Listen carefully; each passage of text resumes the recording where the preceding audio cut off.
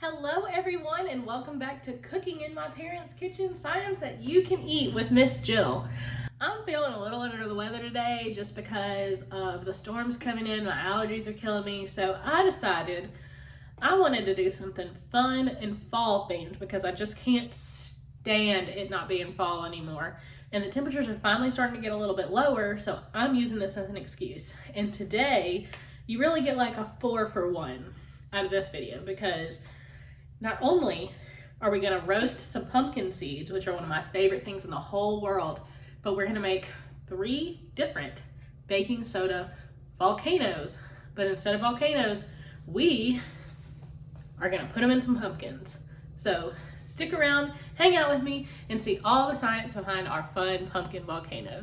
Okay, so here we have our pumpkin seeds. You're gonna gut your pumpkin and get all these seeds out. When you gut it, there's still gonna be parts of the pumpkin still attached to the seed. What you're gonna wanna do is put it in some cold water, let it sit for a minute, and then the pumpkin will begin to separate from the seeds. You just pull the seeds out, make sure you pat them very dry. Some people like to leave them out overnight. I don't do that. So I just patted them dry and put them on a baking sheet. I covered them in about a tablespoon of olive oil. You can do a little more if you want a little more, a little less. It's up to you. Y'all know with my seasonings, I don't measure anything. I just lead me where my soul leads me. And I used a little bit of garlic powder, a little bit of Himalayan pink salt, and just a little bit of this backyard jalapeno seasoning, mainly for color, but also for a little bit of heat and flavor. You're going to roast these at 275 degrees for about 40 to 45 minutes. When you roast things, you want to do it low and slow. So I'm going to pop these in the oven and we will check back with them after we finish making our pumpkin volcanoes. Okay, the first thing you want to do is go buy you a pumpkin. This is just a little guy, not too big, not too small, just so it would be easy to do inside. I recommend you doing this outside, but I'm not a smart person. So I put it on a baking sheet to kind of catch all the stuff that's going to come out of it. I went ahead and gutted it because I used all the pumpkin seeds that were inside for our roasted pumpkin seeds. And let's get started and let's learn about the reactions that we're seeing today. You're going to take about 2/3 cup of water and pour it into the pumpkin. Just like that.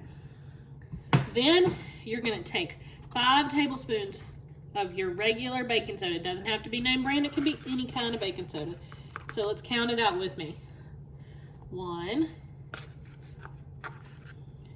2, 3, 4, 5. Okay, we got that in there, and then it says a good squirt of dish soap. So we're gonna I did a couple pumps from our little hand soap dispenser, and you're gonna gently make sure everything is mixed up. I'm gonna use a spoon and I'm just gonna very gently mix it all together. You can kind of gently shake your pumpkin or stir it around if you want to, but because I'm inside and I really don't want to make a mess and I'm gonna have to clean up later, I'm just gonna use a spoon. All right, I mixed it up and you can see that it looks kind of like soapy water a little bit. Okay, if you're ready, we are going to pour in our vinegar. You're gonna pour it in slowly and then stand back because it might get a little bit messy. I'm gonna pour in a little bit at a time. Let me get my vinegar.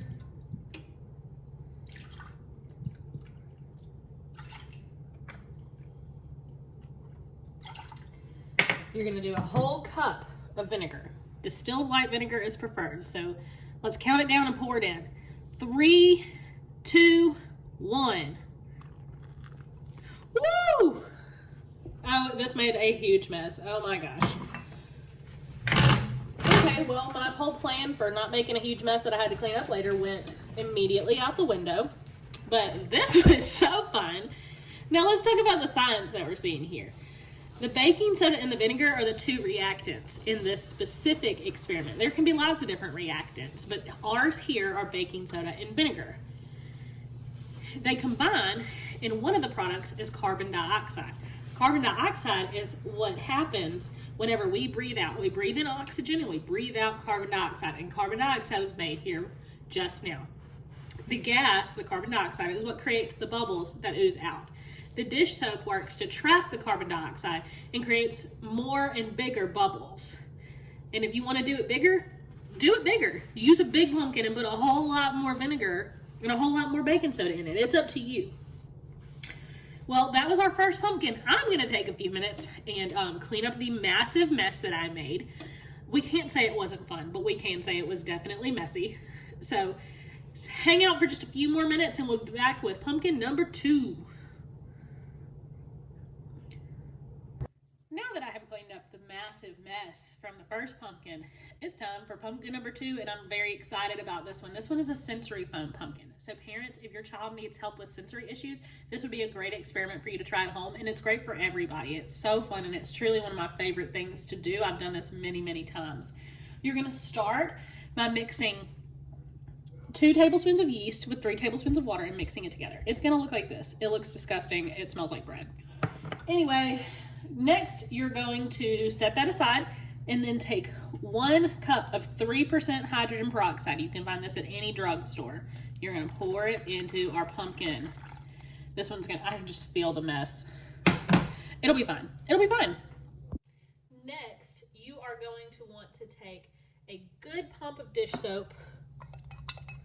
There we go. And then you are going to add a food coloring of your choice. I'm going to use blue just because I like the color blue and it's what I had. So 1, 2, 3, 4, 5. We'll do 5 because I don't want the counters to be stained blue. So next you're going to mix them all together. Remember, be gentle. You don't want something crazy happening before we do the thing that's crazy. Okay, there we go. We have mixed that all together. When we're ready, I'm nervous. When we're ready, we're gonna add our yeast in, and this is gonna create something called elephant toothpaste. You've probably heard of that one before. But I'm mixing it together one time. I'm gonna scoop it up with a spoon and I'm gonna add it in. And we're gonna watch what happens. It's a slower reaction, but can you see that it's foaming up some?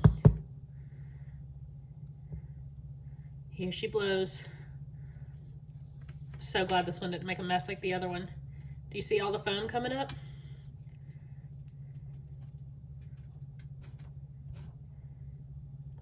There we go. Let's see if it comes over the edge. And while we're waiting, let's talk about the reactions that are happening. This is an exothermic reaction, which means that this foam that you're seeing is going to be warm. You don't need to worry. It's not hot enough to be dangerous, but you should know that it's going to be warm, so don't let that scare you. It creates a thicker foam that's awesome to play with, and it's just fun. This is one of my favorite things. You can touch it. It kind of feels like soap a little bit. But here, let me turn the pumpkin around so you can see it oozing. So fun. The hydrogen peroxide in this reaction is broken down into water and oxygen. This normally takes a long time to happen. The yeast is supposed to speed up this reaction. The yeast is called a catalyst, which is a substance that increases the rate of a reaction without being changed itself. And the dish soap helps again to trap the oxygen and create this awesome bubbly foam. So that's that. This is our elephant toothpaste sensory pumpkin. It's still going. I'm glad this one didn't explode like the first one because that made such a mess.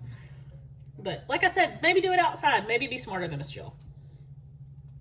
But, okay, I'm going to stay and play with this one for a minute, get everything cleaned up, and then we'll be back for pumpkin number 3. Also, I wish y'all could smell the pumpkin seeds that are roasting right now because they smell delightful. They smell so good. But stay tuned. We'll be right back. All right, it is time for our third and final pumpkin before we check in with our pumpkin seeds who are almost done. That's how long it took to do all these pumpkins.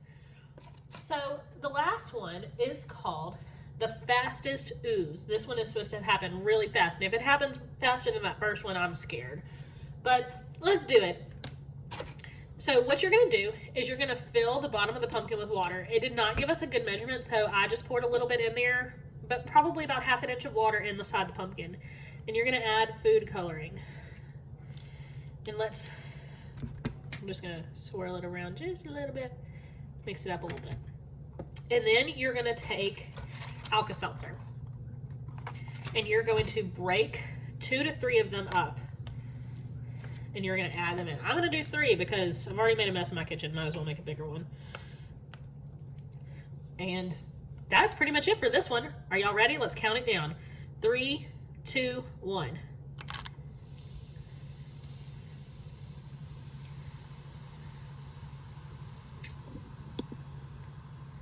Oh, we're fizzing. Oh, here we go.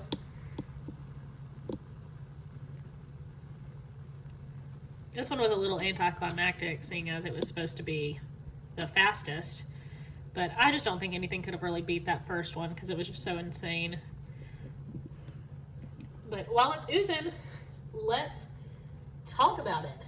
Alka-Seltzer contains something called sodium bicarbonate and citric acid. Those are the 2 basic ingredients from our very first oozing pumpkin. They just were all combined into one. These tablets contain both baking soda and acid. In our first one, the vinegar was the acid. And that's what's needed to create the foaming reaction. All that's needed to start with this one is a little bit of water. And that's it. These are super simple. Half of the things for this experiment you probably have around your house. I think the only thing that I needed to buy was Alka-Seltzer just because I think we were out, and pumpkins, and everything else I had around. So these are fun, quick things that you could do, and you don't have to do them in a pumpkin. You could do them in a water bottle, in a glass, in a mason jar, whatever you want. These are so fun, and they're really easy, and you really learn a lot from them. But we've got about 3-ish minutes on our timer before our pumpkin seeds are done, so I will check in with you when those are ready. And there you have it. Here are our roasted pumpkin seeds. They are hot, my gosh. But it smells like fall in my house, and I'm loving it. So let's take a second and we'll try them. All right, I've got some of these pumpkin seeds, and I'm about to try them. I haven't made my own in a really long time, so they're really daggum good. Ooh, they got kick to them.